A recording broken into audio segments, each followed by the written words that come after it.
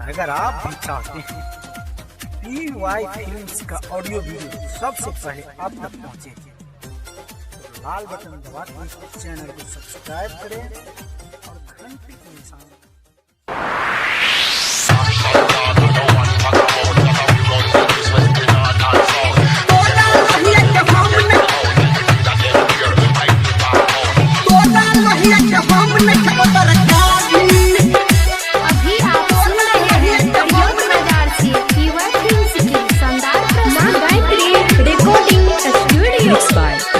परवीन करियाउत बाजार। ओ मोर राजा लाइन पे आजा, चल हट।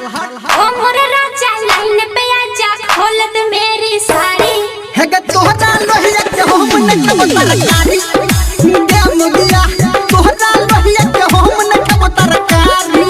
ओ मोर राजा बोल लगे लाइन पे आजा, खोल दे मेरी साड़ी है ग तोहरा लोहिया के हम न खब तरकारी दे मुगिया, तोहरा हाथ से हम न खब तरकारी। के बाबू तोहरा लोहिया के हम न, तोहरा लोहिया के हम न, मिक्स बाय डीजे परवीन करियाउत बाजार। तोहरा लोहिया के हम न खब तरकारी। अभी आप सुन रहे हैं सावरिया म्यूजिक। तीसी चटनी के जैसन तू महकै छै, किया देख के हमरा तू बहकै छै।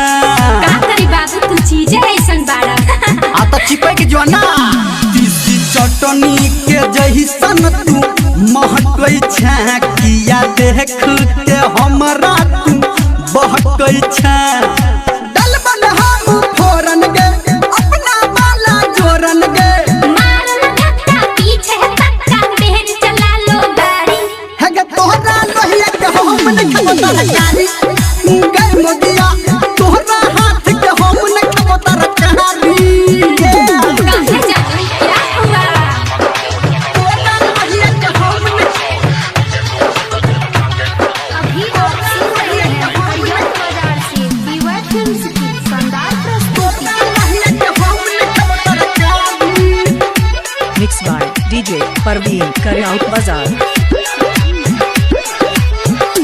तू तो ऊपर से नीचा छी खट्टा गे, पंग करबे तो खिचबौ हम फट्टा गे।